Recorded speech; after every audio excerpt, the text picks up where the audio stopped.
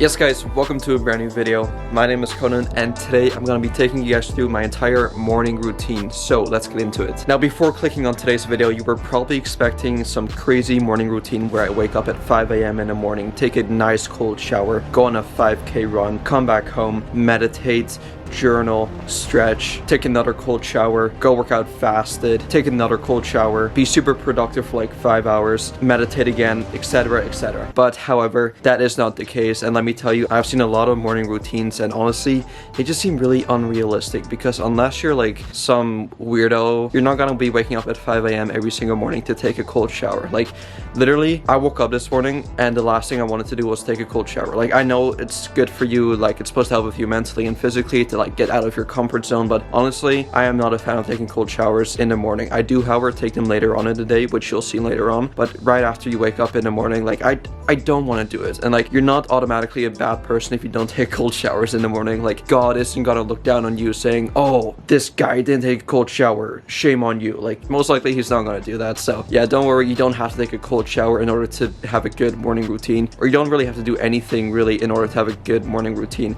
As long as you do something that you actually enjoy, I can stick with, and that is going to lead you to have a great rest of your day. That is all you gotta do. So right after waking up, I'll get up, and the first thing I do is actually make my bed, because I heard this quote somewhere of someone saying, even if you had a bad day, you can always come home to a bed that is made for you. And now I don't know what difference it makes if you come home to a bed that isn't made or a bed that is made, but either way, you would more than likely come home to a bed that is made for you, right? Because yeah. So anyway, that's the first thing we do, and it's more of a habit I do now. It's not like, oh, I gotta make my bed now. It is more like, oh, I get to make my bed now. It's not like that big of a deal. It only takes like 30 seconds. So if you're not already, make sure you make your bed. Then what I'll do is I'll go to the washroom, do what I gotta do. Then I'll hop on the scale to weigh myself. I'll try to weigh myself every single morning. I'll pretty much take the average weigh-ins and see if I made progress or not, because obviously, as you guys know, we are on a lean bulk and our aim here is to obviously gain weight over time. So yeah, every single morning, make sure to weigh myself. Then I'll do some other things. I'll brush my teeth, wash my face, etc, etc. Then once that's done, I'll go back into my room and I'll chug a big glass of water. Like you guys will see how big this glass is.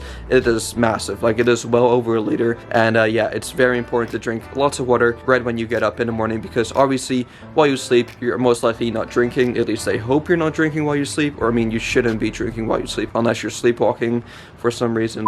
You're probably not drinking while you're sleeping. And so here's the thing, right? Some of you probably wake up feeling super hungry in the morning, but that probably isn't the case. It is most likely that you're just super dehydrated. So before you start even thinking about eating food, I would highly recommend to just chug a big glass of water before you do that. Then once that's done, I'll hop on over to my whiteboard to write my to-do list. And I've been doing this consistently for almost 2 years now, and I've just seen such a big difference in my productivity, because simply writing things down that you gotta do that day, even if you know you have to do it that day, just simply writing it down and then crossing it off as you do it.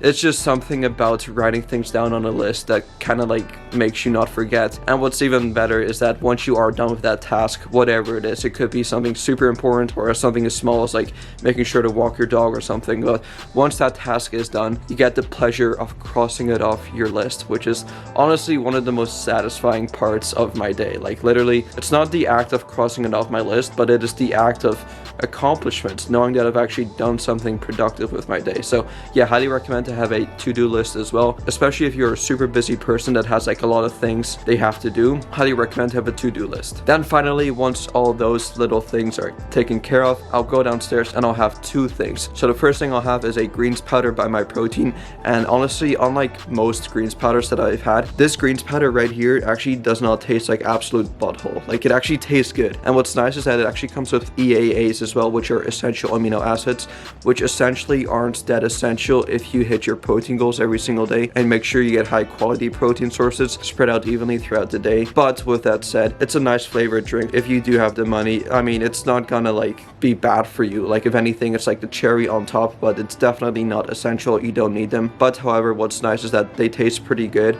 and so the EAAs mixed with the greens actually masks the greens kind of taste of the greens powder. So yeah, I do really like this. It's like a lemon and lime flavor, which is absolutely ideal. So I'll do a quick little taste test for you guys, even though I've had this like 10 times already, but here we go. delicious. It's actually really good. Like I could actually drink this and like not pull a weird face. Like it's actually really good. Once that's done, I'll have my second drink, which is a coffee. Now this isn't any regular coffee. It's pretty much instant coffee made by My Protein as well. So there's nothing special about this. It's not like a protein coffee. It's literally just an instant coffee that is flavored with chocolate. So it's like a chocolate flavored instant coffee, which is honestly the first time I had it, I'll be honest, I wasn't a really big fan. Like I just really prefer the taste of just a big black coffee with no sugar, no cream. I kind of like the taste of just a plain coffee. There's just something about it, and like once you start adding sweeteners and flavors to it, it's just, I'm not a big fan of it, to be honest. Like it's not the same. So even though I don't really enjoy it that much, I mean, I got a free tub, so it's like might as well use it, right? So yeah, per cup it's like 150 milligrams of caffeine, which is a good amount. I'll usually sip on that in my room upstairs while I do some other stuff. So usually I'll do some homework or I'll do some client stuff, but today, because I'm filming a video, I'll be sipping on it while doing a video. So it doesn't really matter what I do, but I always make sure to go upstairs on my computer with my coffee and do something productive. Again, whether it be homework or whether it be client check-ins, making programs, making diet plans, or editing YouTube videos, I always make sure to do something productive. Alright, so now we're about to go train, and yes, I am still training in my home gym because gyms are still closed here for whatever reason. Honestly, I do not know why. They just happen to be closed still, so it honestly does suck. But honestly, as you guys know, I do have a pretty good setup here at home. So again, I'm very grateful and fortunate to still have this home gym, because honestly, I was planning on selling it like a couple months ago before we went back into this whole gym closure thing, but very luckily I managed to keep it. And now, regarding my latest video, I kind of talked about how I approach my deload week, and now this is the week after my deload week, so this is actually week 1 of my new accumulation phase, or I guess you could call it a new mesocycle. And so I've gotten a lot of questions of people asking me how I approach my mesocycle and how you should approach the week after your deload week. Should you just jump right into your normal training? Should you just go all out again? So this is how I do it. Now, after a deload week, which again is basically an entire week where you wash away and get rid of most of your fatigue, it can be very tempting to just jump straight into your training program, all out intensity, super hard. And as tempting as it may sound, I would highly recommend to kind of hold yourself back from doing that, because simply thinking about it, if you were after your deload week to just jump right into it again, RPE 10 or IR 0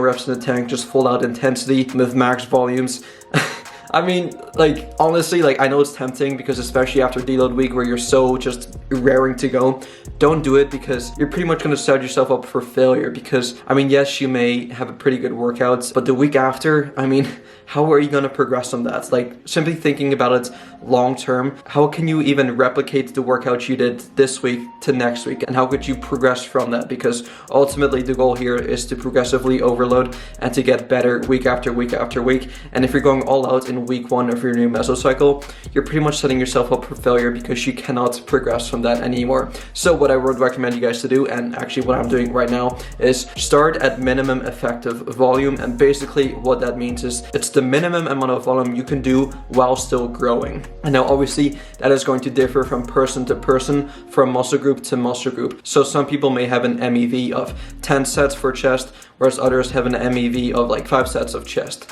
per week. So obviously it differs from person to person. And this is really where trial and error comes into play, and your experience and stuff like that. So obviously for beginners, your MEV will be a bit lower, whereas for more advanced people, it's going to be a bit higher. And then basically what you're going to do from there is you're going to start at your MEV, and then you're going to gradually, week by week, increase your volume until you hit your MRV, which is your maximum recoverable volume. And by definition, that is pretty much the most amount of volume you can do while still recovering. And basically once you surpass that and go over your MRV, you pretty much have overreached by definition. And from there, basically your fatigue should be pretty high, and then you deload again. And when it comes to your intensity and reps, I would recommend starting at around 3 to 4 RIR, which basically means 3 or 4 reps in reserve. And then again, week by week, you can increase your intensity, decrease your RIR. So maybe next week you'll do 3 reps in the tank, the week after you'll do 2 RIR, and the week after 1 IR, and then eventually you'll do 0 RIR. And that should basically be when you also are at your MRV. So your intensity and volume pretty much goes hand in hand. When you're at 0 RIR, you should also be at your MRV. And so basically from there, you'll take another deload week and then repeat the whole process. Now I know that was a lot of information to take in and digest, so feel free to rewatch this clip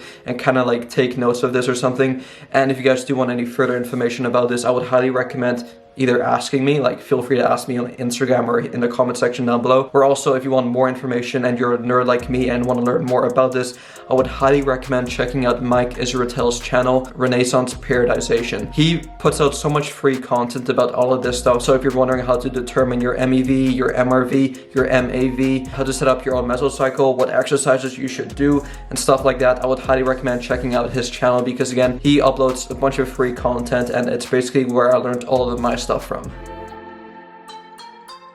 Alright, so I know most people like to take showers, specifically cold showers, in the beginning of the day to kind of like wake themselves up.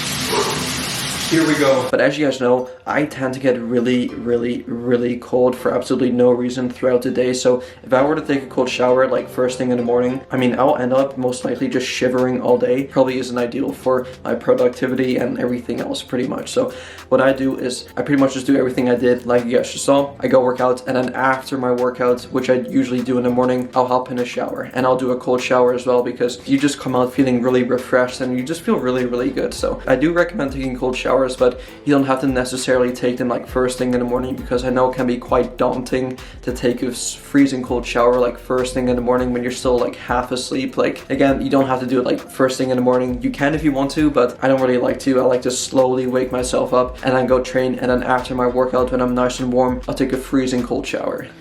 Alrighty guys, so that's pretty much gonna wrap up the entire morning routine. And it's actually quite funny because even though we just pretty much ended our morning routine, it's already getting dark outside. Like, it's freaking crazy. But yeah, anyway, the plan moving forward is now that we've done our morning routine, we're basically gonna eat some food now, and then we're gonna go over to work. And yeah, that's pretty much it. When I get back home, I'll probably do a couple more things. But yeah, I do really believe that having a good solid morning routine pretty much sets yourself up to have like a good rest of the day, because if your morning routine is just garbage, I mean, most likely the rest of your day is just gonna be garbage as well. Keep in mind that whatever you see on YouTube and on social media doesn't mean that you have to do that necessarily. Some people prefer taking cold showers in the morning, whereas others don't. It doesn't make you a bad person if you don't take cold showers in the morning. Trust me, it doesn't make you a bad person. Anyway, if you guys enjoyed this video, please be sure to go give this video a thumbs up. I would highly appreciate it. Subscribe to my channel if you're new, and I'll see you guys in the next one. Peace out.